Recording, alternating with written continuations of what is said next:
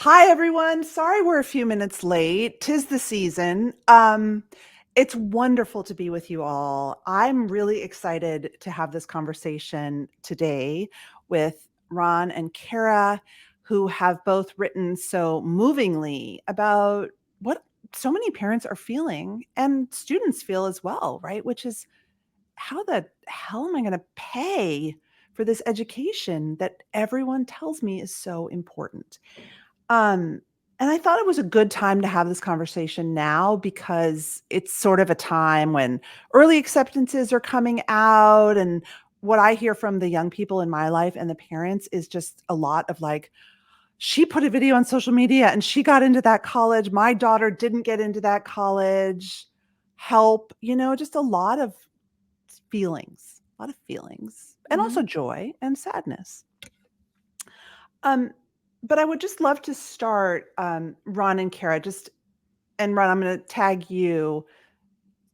Why do you care about this topic, and where can people find you?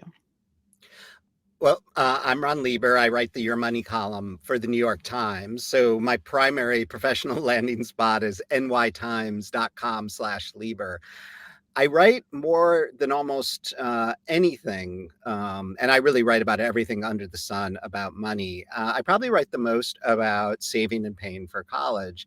And I do that because it is a deeply emotional decision. The combination of very large price tag, opaque pricing, and decisions that involve a lot of feelings is the sort of space where I feel most comfortable as a professional. And college just pushes all of those buttons. People are afraid that they'll get it wrong. They have guilt if they can't pay enough or don't want to. There's all sorts of snobbery and elitism about the great Instagram sweatshirt reveal. It's just a stew of feelings that can be toxic if you don't approach it with emotional intelligence or Mhm. awareness, at least. Yeah. Kara. Same. And I'm living it. So I have a 13-year-old, so not quite there yet, and then a 7-year-old. And I look at both of their 529s. I feel like I've checked all the boxes and done all the right things. And I'm still like, what am I going to do? This feels so daunting. And, I would consider myself like pretty firmly upper middle class. Like I'm not a super fancy person. We're just kind of somewhere in the middle. And I feel like, we certainly don't make enough to have that price tag not make an impact on our finances. We have other priorities like, retirement. But at the same time, I wonder about what type of financial aid, we might get. And so that's from a personal standpoint. And then professionally, I write a parenting column for the Boston Globe called Parenting Unfiltered. And I try to get into that thorny underbelly of what people worry about, but maybe don't want to vocalize. And whenever I write about money, and I'm sure Ron has experienced, it's very cathartic, and it also strikes a chord for people. People want to talk about it, but then there's also, like you said, Ron, sort of a sense of shame or a sense of competitiveness more. Maybe you said that there's a lot of feelings involved. And in a society where I feel like we share so much, especially in the parenting realm, everything is sort of overshared. Money is still a little bit of a taboo. How are they paying for it? Whose grandparent died and left them $1 million? But like, what's going on behind the scenes?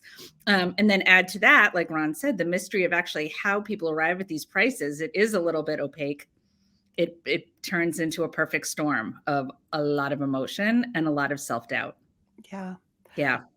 And I wanted to say, listeners, viewers, Rose, we'll get to your question in a minute. This is your time. If you have questions for these two incredible experts, throw them up on the chat.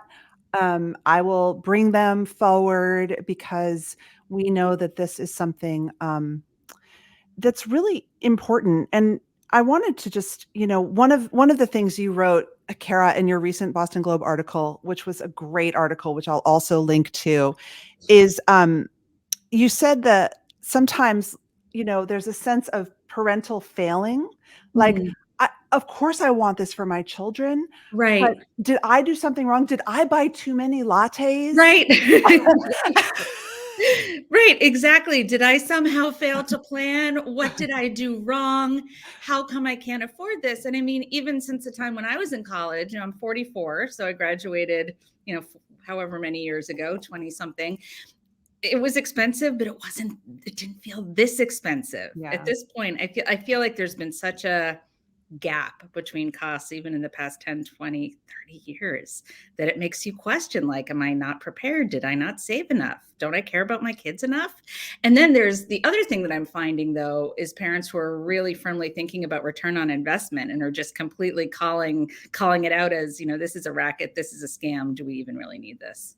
So, So, right, exactly. Like, what's it really worth? So exactly. Ron, I'd love you to answer the shame issue, but one of the huge aha moments that you've brought to me and you've brought to so many people is you don't have to pay sticker price.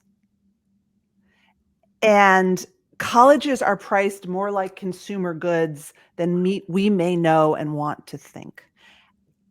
Take us through that lens and how that can help change some of this shame and guilt and anxiety. Sure. So when the three of us, went to college, the two of you went to college, yes? Yes. Right. So Oh, when yeah. the three of us went to college, there was one primary system of financial aid, which was based on need, so-called need-based aid, right? So the discount that you would be eligible for, the grant money, the scholarships, was based on what your parent or parents earned and what they had in the way of assets. And then if the school was rich enough, it would meet that full need, however it described meet, right? And the schools had different ways of doing that. And then some schools could not necessarily afford to meet it, but they would make you an offer, and that's how it worked. The FAFSA, right? The FAFSA. Yeah, the FAFSA. And then there's this thing called the CSS profile that a couple hundred private schools use. So you turn over a bunch of information and the school kind of sizes you up. Right. And that's what we grew up with. That's the aid that I got in the late 80s and early 90s. But starting in earnest, really in the mid to late 90s, a new form of financial aid was kind of hived off. And this became known colloquially as merit aid. And it started, with schools that were trying to rise up the U.S. news ladder, and they were effectively buying teenagers in the open market by dangling so-called merit aid in front of them, saying, you're an above average student. We really want you here.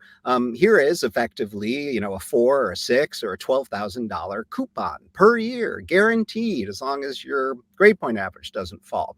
So what happened is that, like, once your neighbor down the road starts doing that and they're buying teenagers away from you, you've got to respond competitively, or some of the students that you'd really like to get start to fall away. So the dominoes fell over a couple decades, and now all but maybe 40 of the most rejective schools in America, the ones that reject the highest percentage of students, offer some form of merit aid. And here's the thing, it doesn't matter how much you earn or how much you have. There are all sorts of children of millionaires who get 5 figures of merit aid per year.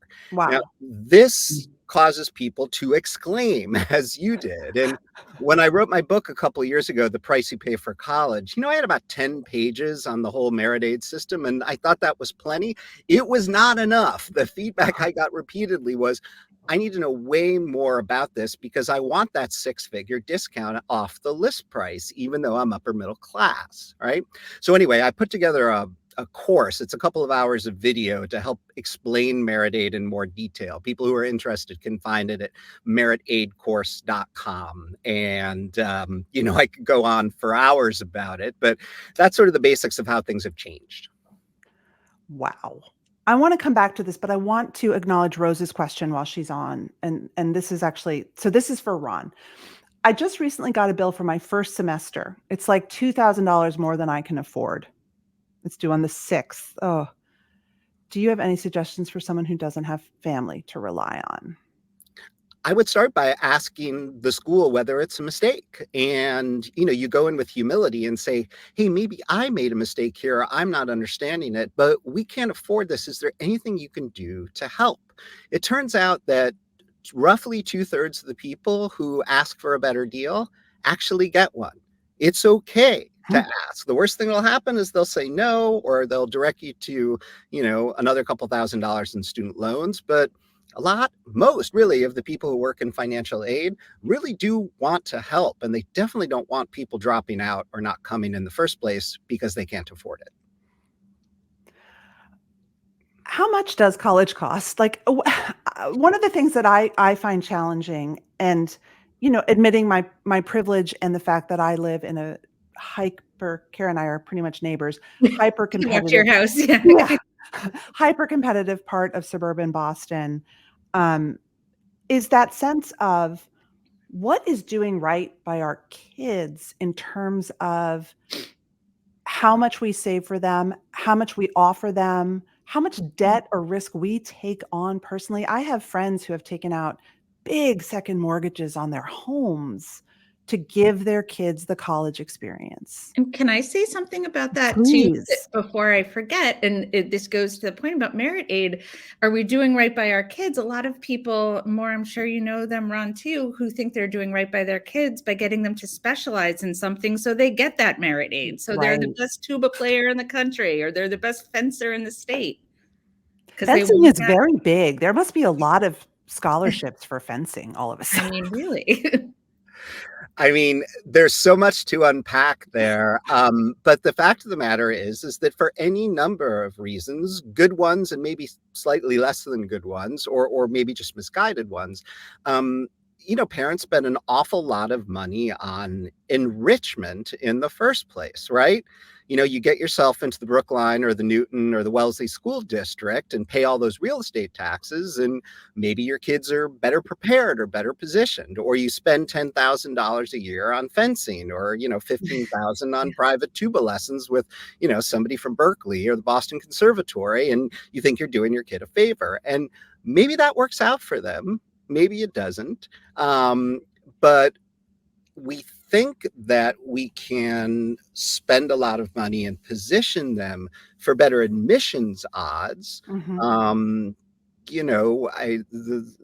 there's only a limited number of merit aid slots for tuba players, and if the school is already stocked with tuba players, and you're in the year that your kid happens to be applying, you're sort of out of luck. So, there's stuff that you can't control there. But, all of that enrichment and getting yourself into the school district of your choice in the first place does not come cheap, and it may come at the expense of actually saving, right? Mhm. So in effect, you're throwing yourself at the mercy of the system if you've chosen to spend on your kid instead of putting money away. And a lot of people can't do both, right? So this is complicated, and people are trying their best, and it's not always clear when your kid is 8, what the right thing is to do. Well, and everyone else is doing it, Yeah, it feels like. it does. It Although feels like. it feels like okay, it. good. It's not happening always. I Well, get I very also anxious. I have to wonder, and I'm pretty sure this is true. I mean, I have a friend who grew up in the Midwest, and I went to Acton-Boxborough Regional High School, which is like one of the most competitive high schools in the state. High pressure. I think it's only gotten worse since I graduated. And I was talking to her about even back then in 1996, what the college application process was like. And she's from Ohio. And she was like, "What are you talking about? This was not what it was like where I grew up. And it's still not like that where I grew up." So I do think, I mean, my sense is this is a very rarefied problem, more or less. Mm. I don't know if it's true, but I feel like there are big swaths of the country that aren't thinking this way. And there's a lot of great colleges that we never hear about because they're not in the top 20 US News and World Report. All of this is true, and I'm glad you brought up Ohio, because the Ohio State University is one of the biggest ones in all the land. They will offer merit aid to in-state students. There are honors programs that people can enter. They've got a great small liberal arts university in Miami of Ohio that's also public. People don't realize that. I didn't know that. I didn't either. And then there's just like an unbelievable number of smaller liberal arts colleges and small universities in Ohio. And that's where the merit aid wars began, right? Schools that have fallen down the food chain, Ohio Wesleyan, is trying to steal kids from College of Worcester, and Worcester's trying to steal kids from Denison stealing from Kenyon stealing from Oberlin stealing from Case Western. Pretty soon they're all throwing merit aid around, right? And they're trying to bring the price down, at least for Ohio families, to where it's not equal to what Ohio State would cost, but it's cheap enough that you can start to begin to imagine, or enough families can, that the extra value you get for an extra $17,000 a year might actually be worth it. for some families, for some students who want to do certain things in a certain way. Wow. Here's a question from Kimberly. It's probably going to take up the whole screen, but I'm going to put it on the screen. I'd love to hear your thoughts on the high school's responsibility to discuss paying for college. Sure. One says, don't talk about it, and the other encourages students to apply to financial safety schools. What gives? Great question. Yeah, I mean, I have an unusual answer to this question that freaks out a lot of adolescent psychologists. So I'm just going to toss this to Kara and see what she thinks the answer should be. Oh, boy. Oh, okay. You're not going to share your controversial answer? I know. I thought I will, but I want to, and this is a hint, I want to see what Kara is seeing in the real world with her middle school student. Yes. So I think that high schools and middle schools really, there's so many things that are not taught in school that need to be taught, and financial literacy is right up there. And one thing that I actually have heard from a lot of parents is that, or actually from a lot of financial advisors who work with parents, is they say, talk to your kids about the nature of loans, what it means to take on debt. When you're 16 or 17, you don't know, your thought process is you just want to go to the best school that you can. You don't realize what that burden will be in 3 or 4 or 5 years. So have that conversation with your child. I think that the burden isn't necessarily on high schools, although it would be great if they did it. I can't imagine that they would, but I do think that the burden is on parents to be really transparent and to get outside their own head a little bit and to think really ruthlessly, realistically about what they can afford and what their kids can afford, and to talk to them about what debt means. I was never that was not a discussion that I ever remember having with my parents. They just wanted me to go to the best school I could and we'd work it out later. But I mean, that was 30, whatever, how many years ago now. And one thing that I think is also true is that, especially where we live more, like rents are higher, everything is more expensive. Taking on debt is that much harder and is going to be that much more burdensome, right, than it was however many years ago. There's so many people who can't even afford to buy homes. So you need to be really realistic with your kids about what taking on debt means. So I don't think it's the high school's responsibility, although, yeah, that would be nice, but parents definitely. I'm so glad you put it exactly that way, because I believe that parents should have this conversation with their kids at the end of 8th grade. So the kids know what they're striving for, what the stakes are, how merit aid works, all of that. I just don't think there's any avoiding it. The challenge, as the questioner mentions, is that parents often don't understand how all of this works, and really, who can blame them, right? The system is incredibly complicated. Some people would argue by design, right? The schools are using psychological, incentives, right? Presidential scholarship, gold star for parenting, right? To sort of get in everybody's heads. And so for parents to understand what they're up against, I think they need to know in middle school how this works so that they can explain it to their kids at the end of middle school before the stakes start to get high. Now, I should admit that I have an interest in this, right? I do laps of the country speaking about this, to families and to schools that have me in.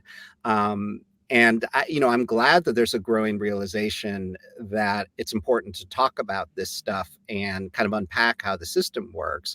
But these schools don't need me. I'm still waiting for an enterprising teacher of personal finance at the high school level to build an entire semester course that's just about college and how all of this works and how the schools work and the sophisticated software and algorithms they're using in the background, to price their wares based on data that they grab from our 16-year-olds' Instagram habits. Say more about that. Oh, it's just that, the schools have gotten sophisticated enough now that they're tracking our children to see how quickly they're opening the email, what they sign up for, the historical performance of other kids from the high school. They're grading each and every high school, to the 10th, to like a decimal point.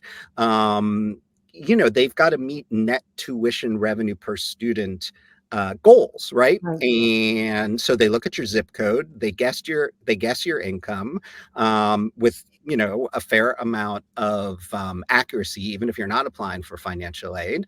And they take a stab then based on 20 or 60 or 120 data points at guessing what you would be willing to pay, right? And then the discount, the Meridite offer comes accordingly, and they hope that they've priced it right.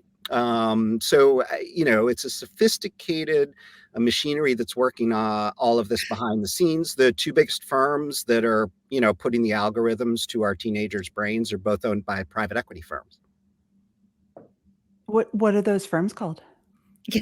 So one of them is called EAB, and the other one's called Ruffalo Noel Levitz. And just about every school in America has one of these types of firms on retainer to help them figure out what kind of discounts to offer and to whom.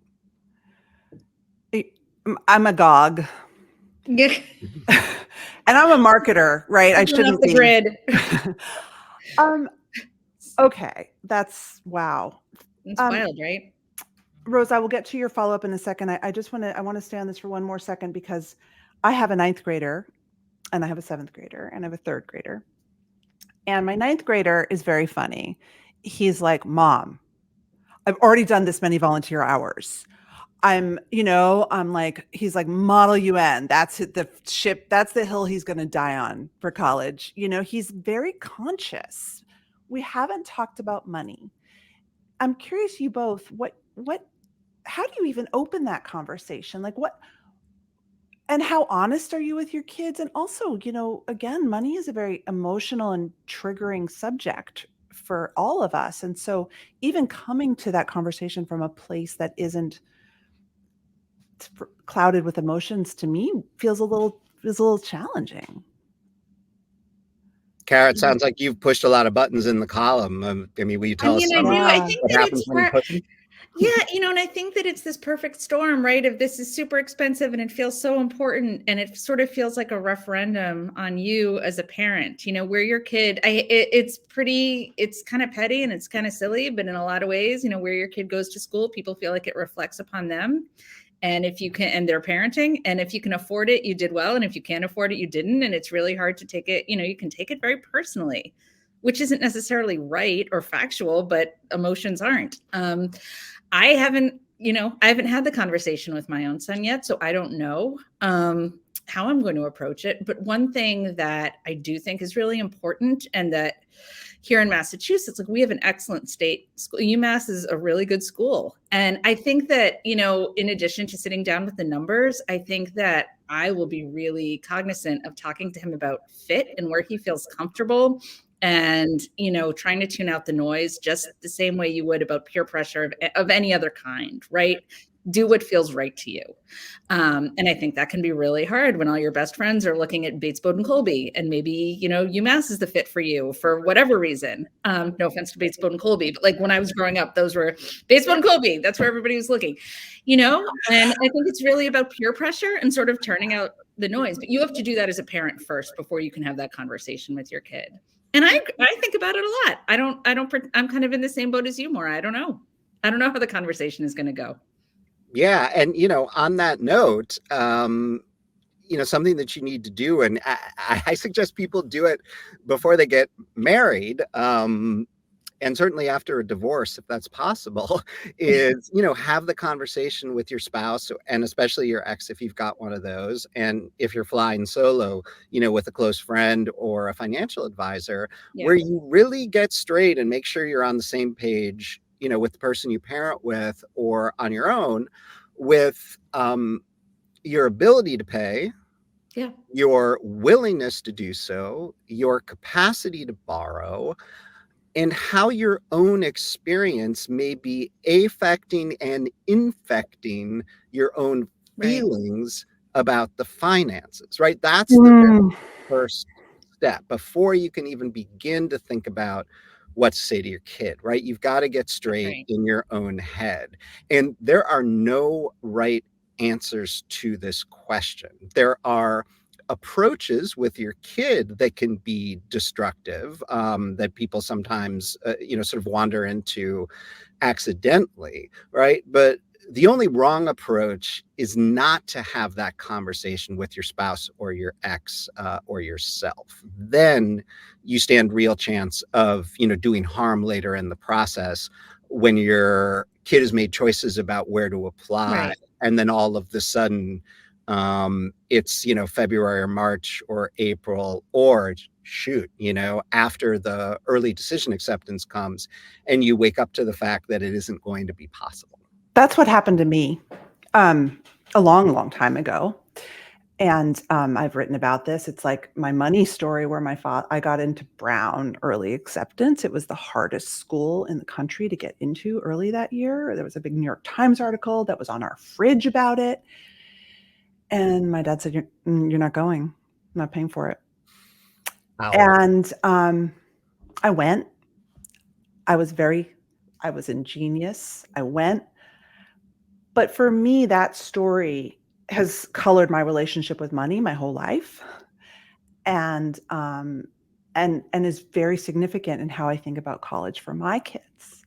Maybe even to the detriment of like my husband and I's own financial security, right? So it's like, how do you clear the cobwebs of your own stories? Right. I mean, I think it starts by clearing away the cobwebs of your own story, at year zero with the kid, and for better or for worse, right? I mean, in our household, my wife's family went through a financial roller coaster when she was in high school, although things were better by the time she went to college. I was on about half need-based financial aid. And my goal was that, sort of come what may, no matter what, money was not going to be a factor in the process. And because of that, I do a ton of, freelance work outside of my day job at the Times, and have for, 18 years now, and really even before my first kid was born, to make sure that would be possible. Now, is that rational? I don't know, right? But at least I'm honest with myself about, what the why was, right? I Yeah. wanted, our kids to have it different than I did. And, we're hoping to make it so. Yeah. What did you do? Did you go to the Brown and say, listen, you got to let me go? Yeah. Wow. I had the luck of being a volleyball recruit as well, so that Yeah. helped. Yep. And to be clear, my father's answer was one of spite against my mother, and Yeah. but I was also the kid who started filling out financial aid forms when I was 15 years old, to get financial aid at a private school.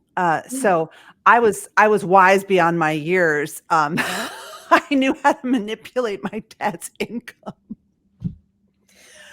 And it's funny. I mean, when I look back on that, I'm like, that sucked. But on the other hand, it gave me a lot of grit and ingenuity Mm-hmm. that I value too. And I did end up getting an incredible education. And so, I think to your point that there's no right answer, I just wish we talked about this stuff more, because Me too. I feel like, and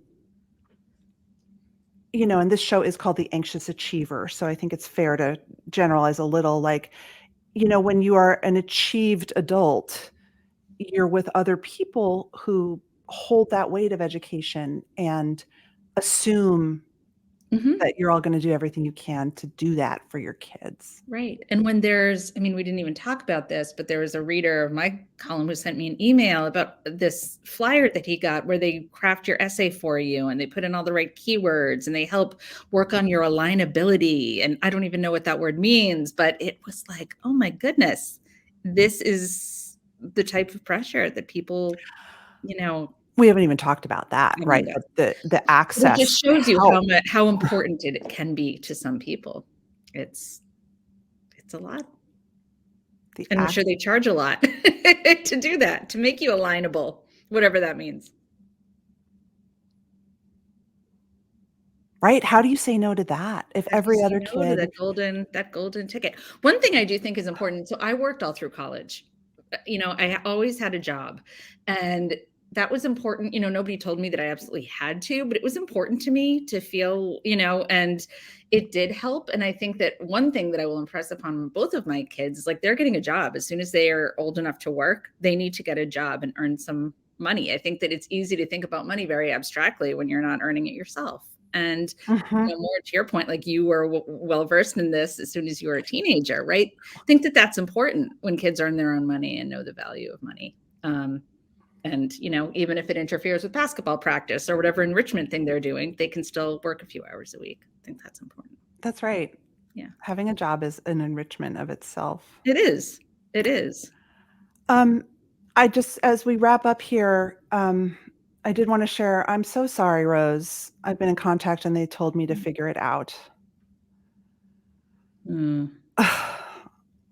I don't know if we have any words for her. Want to name that institution here just so we can beware or at least be wary of it? I don't want to put you on the spot. Or reach out in comments afterwards. A big part of what I do at my day job is, sort of punch up when warranted and figure it out yourself is the wrong answer, even at an institution that does not have any extra money to give out.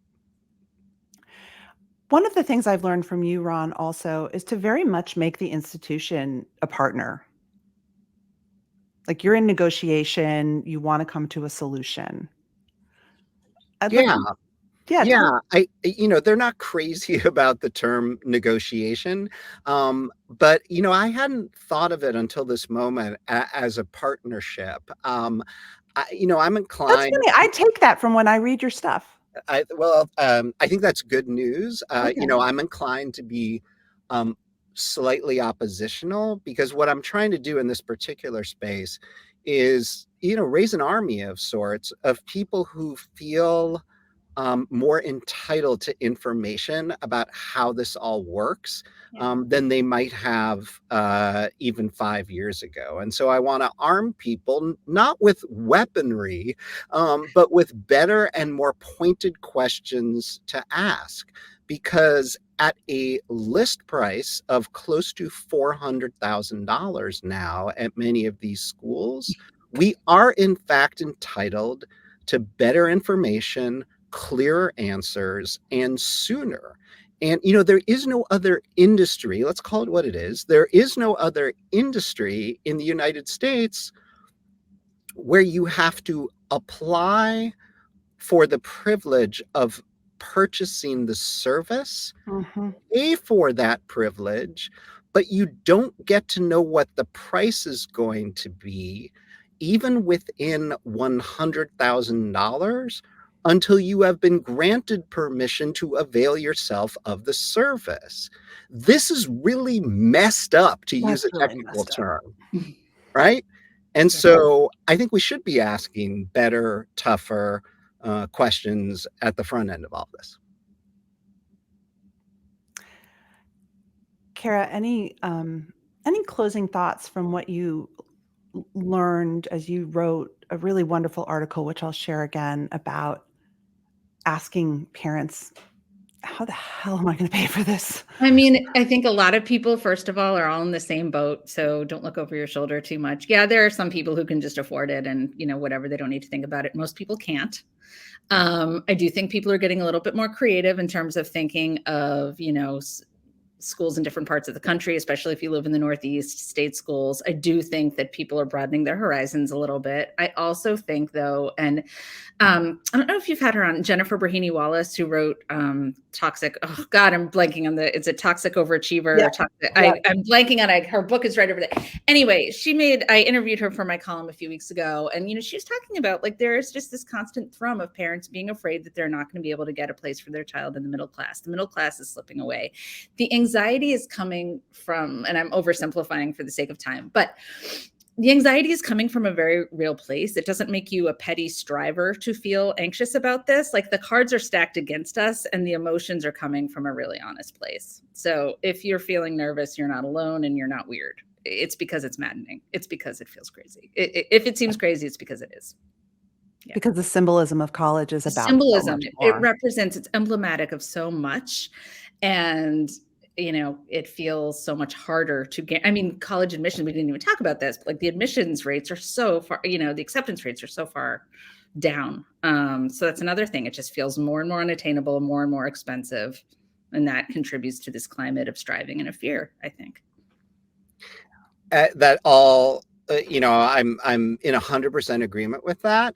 And I would just add, as you did earlier, Kara, when we, use pronouns without necessarily defining the antecedent, right? College, good college, it, they. We are often subconsciously defaulting to the tippy top of an industry that has become very rarefied air. Yes. And a big part of the fear of your kid tumbling down the social class ladder, and while lots of people use the term middle class, that's really not what they're talking about technically. They're in the 6% or the 8% or the 12% if they're reading Jen's book or mine, a lot of the time.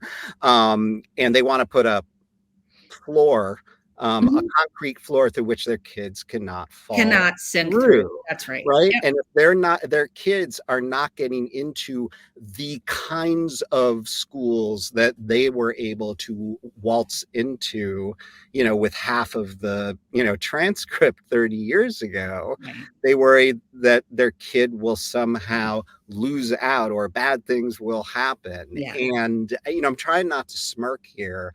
I would just add, for the record, as I try to do every time I talk about this, that there are all sorts of fabulous schools that are 76th and 78th and 181st on the list of the most rejected colleges and universities in America. And your kid just might have a better experience at those than they would at slot 24. And there's a very good chance that it will cost you half the price. Right. I want to end this with my favorite statistic around this stuff, which is that in America, and I know we have a lot of global listeners, but in America, your ability to become a C-suite executive is in no way hampered by where you went to college. We have as many C-suite executives who went to public schools as we did who went to the Ivy League. And so I just really like, and I'm sorry I don't have the actual numbers in front of me, but I really like to think about that, because we may be selling our kids something that isn't actually going to be true for them. And I find that, I like that. I find that hopeful. Mm-hmm. Yeah, I've got a slightly different take. Tell me. That data is more or less true for the C-suite. Frank Bruni's book, Where You Go Is Not Who You'll Be, did a good job of rocking that. I've looked at different data. I've looked at, people in the Y Combinator class, which is, arguably the best place for a 22-year-old to go who wants to do a high octane startup. I've looked at Teach for America. I've looked at Wall Street to the extent that you can get the rosters of, 22-year-olds in analyst programs. People have looked at the New York Times and the Wall Street Journal. The percentage of people from, the top 25 or 40 schools, depending on how you define it, is wildly disproportionate, to the population at large. But I believe, and I have no data to back it up, I believe that there is a conscious and considerate effort to tilt those scales at some, but not all of those institutions, wherein, somebody with Brown, just to use an example from this call, on their resume may be looked at, with raised eyebrows in a way that a kid from UMass may not. There is a growing sense that I hear anecdotally that the strivers from state schools perform better in the marketplace for 22-year-olds in terms of performance, than the kids who feel like they have it coming. I'm hearing that too. Yes. Are you? I think we'll see more of it. That's what I was trying to get. Yes. And also, let's remember, right, that again, on the rarefied air front, we are talking about a teeny, tiny percent of 1% of the marketplace for 22-year-olds in America, or 52-year-olds, right? And there are zillions of people out there doing zillions of other things other than working at McKinsey, and are leading very satisfying lives. And many of them went to Harvard, and many of them went to Idaho State, and many of them started at community college, and everywhere in between. Yeah. And can I just say one thing about that before we go? Absolutely. I mean, we can. This is, I think that, and I forget what the exact date is, 1 in 6, 1 in 3, I forget. But with all of the, increased suicidal tendencies or ideations among teenage girls, mental health issues among teenagers and college students overall, right? This is such a growing problem that I also think that there's a little bit of I don't want to say backlash, but a sense of there is such a thing as pushing your kids too hard. And I don't know that we were as cognizant of that 5 or 10 years ago.